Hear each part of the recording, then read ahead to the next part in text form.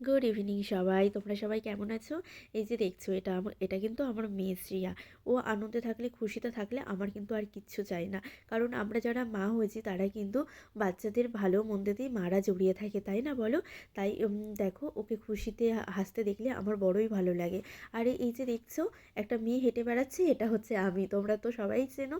আর এই জায়গাটা কিন্তু দেখে মনে হচ্ছে না বলো আমি খোলা আকাশের তলায় দাঁড়িয়ে আছি? কিন্তু না, এটা কিন্তু একটা মল, এটা কাতারের ভিলাজো মল। এই মলটায় আমি ঘুরতে গিয়েছিলাম। আর কিন্তু দেখো, এই জায়গাটা কত সুন্দর সুন্দর জিনিস আছে, এখানে অনেক শপ আছে।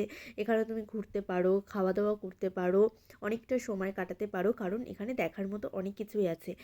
যতটুকু আমি ক্যামেরা বন্ধ করতে পেরেছি ততটুকুই তোমাদের দেখাচ্ছি। এই যে দেখো, এই যে জায়গাটা, এটা কিন্তু একটা, যত দূর তাকাচ্ছ দেখো শুধু জল আর জল, আর কত সুন্দর আঁকা বাঁকা করে জায়গাটা বানিয়েছে। দেখো কত লোক এখানে ছুটিতে সময় কাটাতে যায়। আর এখানে রয়েছে কিন্তু বাচ্চাদের অনেক খেলার জায়গা। কিন্তু দেখো, এই যে জলের মধ্যে কিন্তু কিছু নৌকাও রয়েছে, তুমি চাইলে সেখানে ঘুরতেও যেতে পারো। আমরাও গিয়েছিলাম। দেখো এখানে ওরা চড়াবে নৌকা, মনে হচ্ছে না যে আমরা গ্রামে নৌকা চড়ছি, সেরকমটাই মনে হচ্ছে। কিন্তু চারিদিকে দেখো শুধু আলোয় আলো। কাতার বলতে শুধু আমার তো মনে হয় আলোর দেশ, কারণ দিনের বেলায় যেরকম রাতের বেলাও সেরকম। তখন কিন্তু রাত 11টা বাজে, কিন্তু মনে হচ্ছে, বলো দেখে মনে হচ্ছে না সদ্য দিনের বেলা?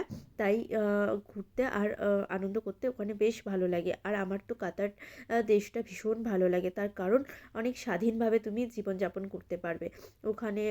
আইন রুলস ভীষণ ভালো, ভীষণ। আর